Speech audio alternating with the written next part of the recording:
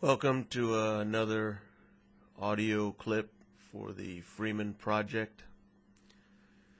Today I just want to talk about a meeting that I went to today.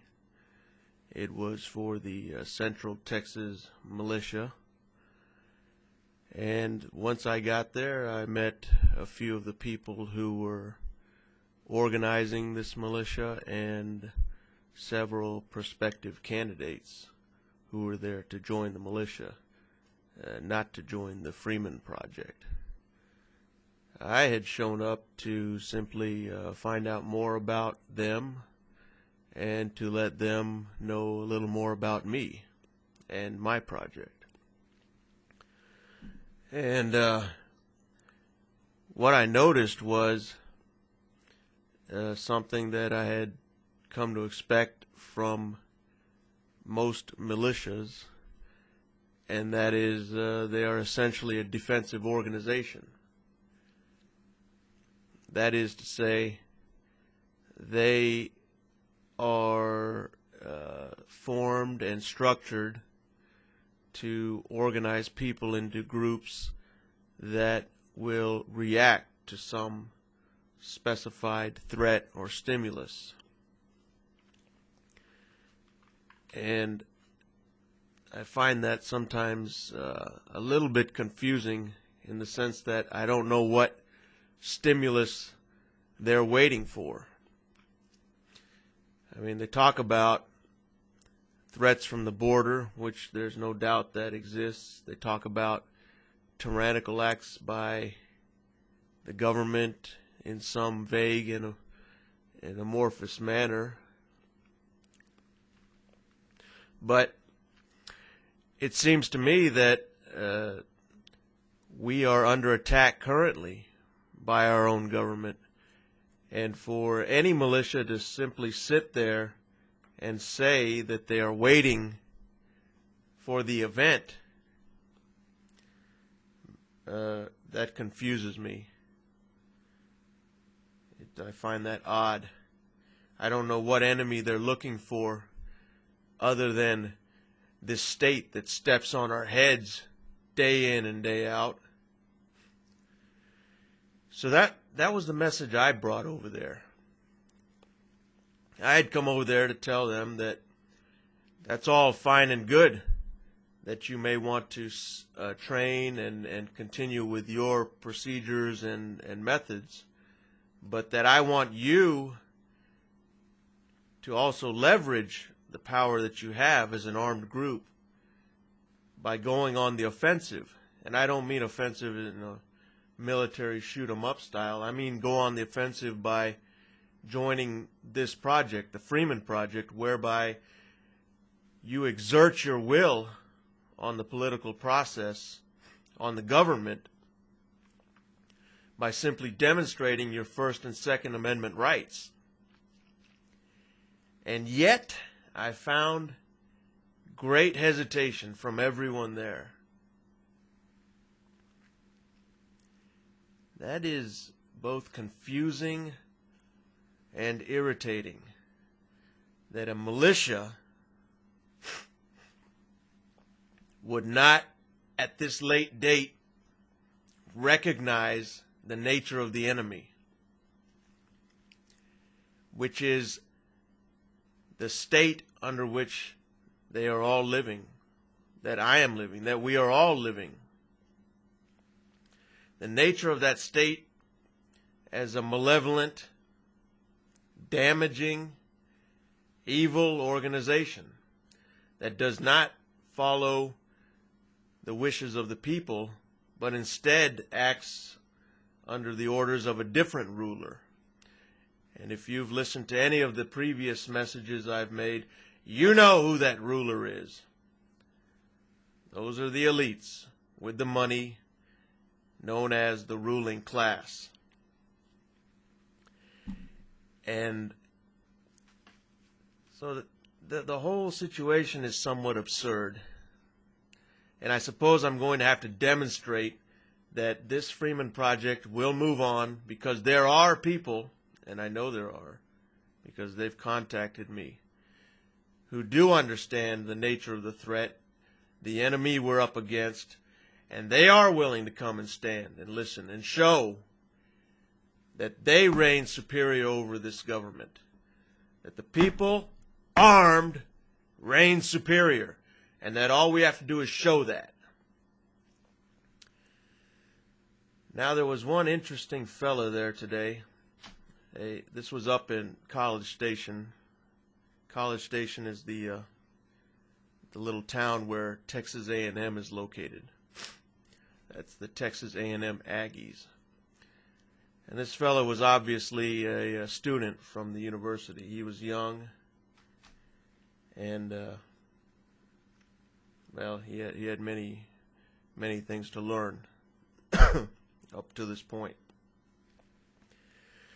And he expressed the most hesitation of anyone there, and his reasoning was that he could not go along with any organization that would impose liberty on people, because the people have voted for the government that they want.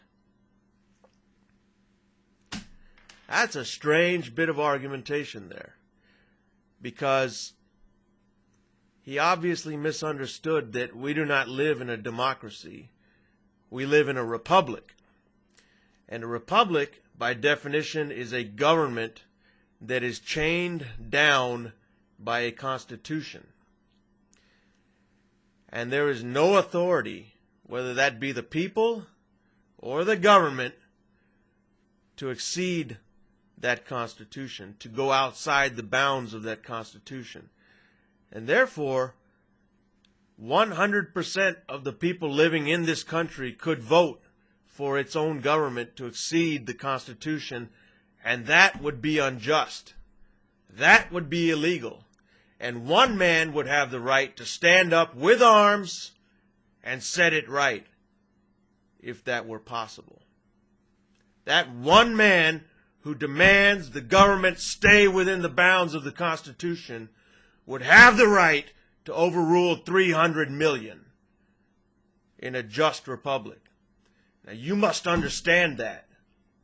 That is the basis of the Freeman movement. That truth is unchanging, justice is unchanging. These are known quantities that are not open to interpretation, not open to voting, not open to adjustment. That is how we proceed. That is our message. That's the message I'm going to belt out this Saturday. In a logical argumentation, what this young student was arguing is that democracy overrules justice. The people can, in essence, vote themselves into slavery and vote everyone else into slavery along with them. Well, I'm afraid, my friend, that's not the way things are. That's not the way things are going to be. And that's certainly not where the Freeman Project is going to take this nation. The Freeman Project is going to roll back this government, and it's going to go one way or the other.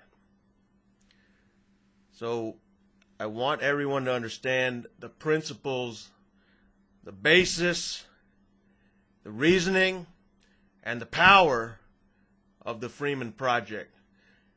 And anyone out there who can understand that no democracy, no majority rule can overrule the principles of the written Constitution, whether that be the Constitution of the First Republic or the Constitution of the Second Republic.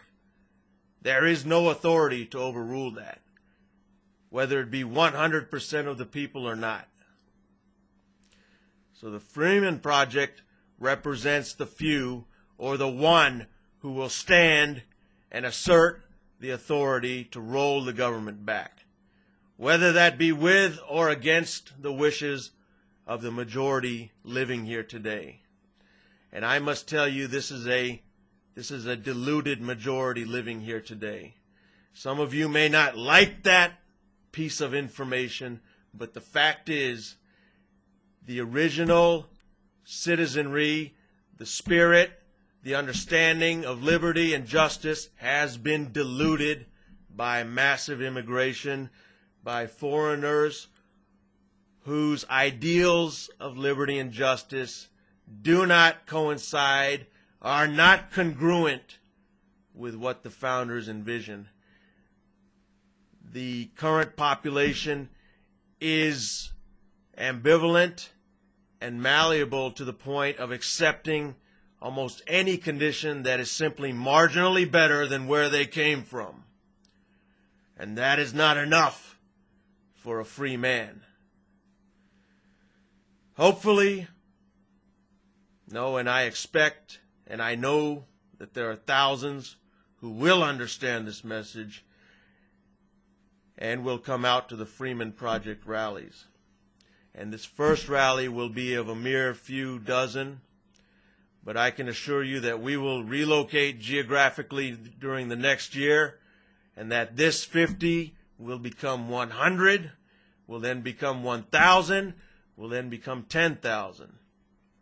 And what is the reasoning for simply rallying to increase our numbers? It is to show this state, this government, all levels of it, that the people are superior in morality and force. Which brings to point the objection of another member at the meeting today, that the Freemen Project, in her words, was simply acting as another bully against the first bully, that being the government. And I said, yes. Yes, that is what it takes. We must stand up as a bigger bully than the government. The people are the legitimate bully over the government. The people can step on this government at any time they see fit. All that is required is the will to do so. And this project is a mechanism to simply focus that will. I hope that many of you out there listening to this can understand that the display of the power of the citizen over the state, over the government, is the methodology of a freeman. Because unless you exercise that power, it doesn't exist. It does not exist in your mind, and definitely not in their minds.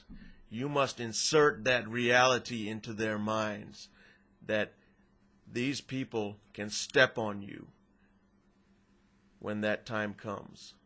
Then perhaps they may be intimidated into becoming reasonable. Regardless of that, regardless of whether they accept it or not, at some point this movement will reach a critical mass of freemen, and then we will implement the rollback to a second republic, the easy way or the hard way. I thank you for listening. Goodbye and good luck.